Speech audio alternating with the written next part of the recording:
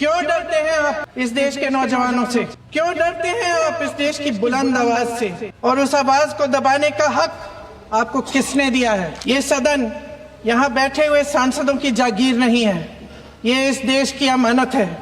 यहाँ बैठे हम सब इस देश की जनता, इस देश के युवाओं, बुजुर्गों, गरीबों, अमीरों और सब धर्मों, सब वर्गों के देशवासियों के सेवक हैं। हम उनके प्रतिनिधि हैं और ये सत्ता हमें उन्होंने ही दी है। इस देश का संविधान हमारी सर आंखों पे, इस देश का लोकतंत्र सर्वोपरि है, इसे ध्वस्त करना पाप है। यह करोड़ों जनता हमसे सिर्फ एक चीज मांगती है, जवाबदेही। इंग्लिश में इसे अकाउंटेबिलिटी कहते हैं।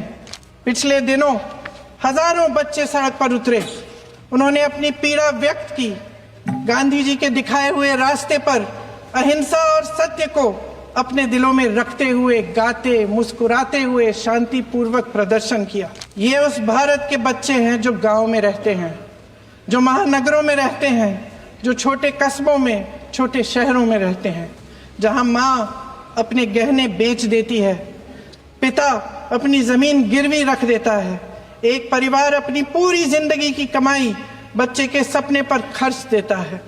और अब उन्हीं बच्चों को लगने लगा है कि आज इस देश में मेहनत से ज्यादा बेईमानी मायने रखती है, मेरिट से ज्यादा पैसा मायने रखता है। तब सिर्फ एक छात्र नहीं हारता, उम्मीद हारती है। इन परेशान बच्चों ने अपनी उम्मीदें आपसे साझा की। उनकी मांगे क्या थी? कि जो सिस्टम उनके भविष्य को कुचल रहा है उसे सुधारा जाए, कि जो माफिया उन्हें घेरे हुए है उसे हटाया जाए, कि जिस मंत्री के कार्यकाल में ये सब हुआ वह इस्तीफा दे, कि उन पर बर्बरता करने वालों पर कार्रवाई की जाए और उसके लिए माफी मांगी जाए। बस यही उनकी मांग थी ना, कि जो शिक्षा और स्वतंत्र अभिव्यक्ति का अधिकार उन्हें संविधान ने दिया है उसे कायम रखा जाए।